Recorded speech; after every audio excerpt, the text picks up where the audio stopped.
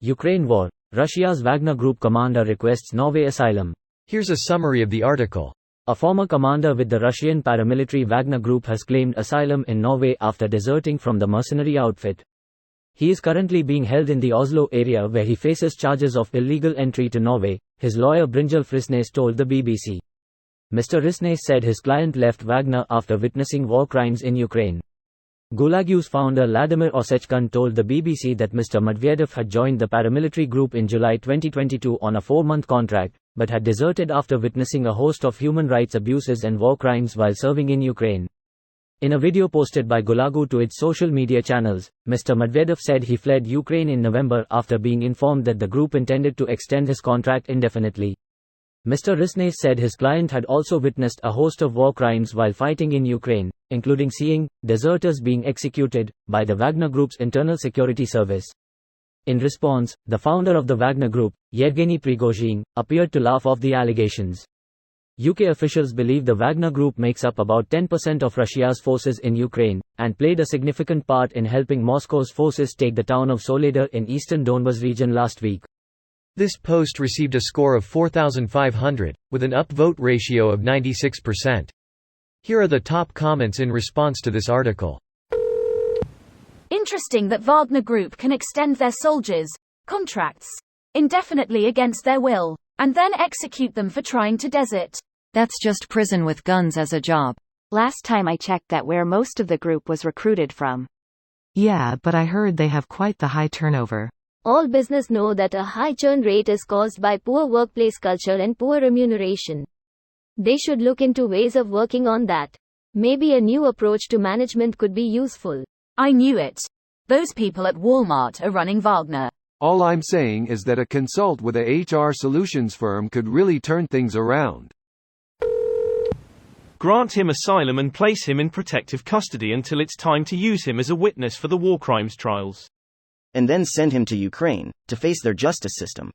Not until after the war. We want more to give up. The actual reason he defected isn't due to war crimes, his ability to testify is his assurance he won't be executed. He just wanted out of his contract and this was his way of doing it. Greater than the actual reason he defected isn't due to war crimes, his ability to testify is his assurance he won't be executed. He just wanted out of his contract and this was his way of doing it. No matter what, he is not getting executed unless he returns to Russia by his own will.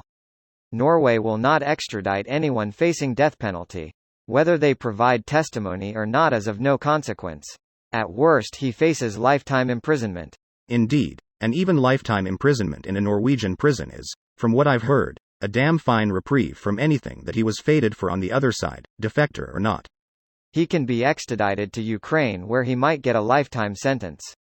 That would only happen if the Ukrainian state guarantees that there will be no torture or a death penalty. Ukraine currently doesn't have a death penalty. I'm going to hazard a guess that they also don't allow torture.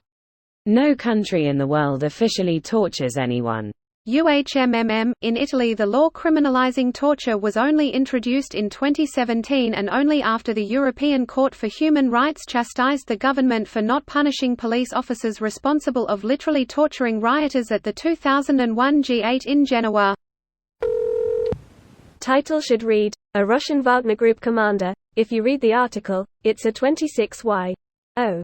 who joined Wagner in July of 2022, and had spent a few years in prison before that. I doubt there is much of value to gain from a 22Y.O. with 6 months experience in Wagner. Ukraine has been taking POWs since the start of this war. The title makes it sound as if the Wagner commander, like Prigozhin himself, asked for asylum. This video was automatically created by Reddit to speech. The article and comments in this video were selected from Reddit according to their upvotes, and any paraphrasing was performed by smmry.com, without any human intervention.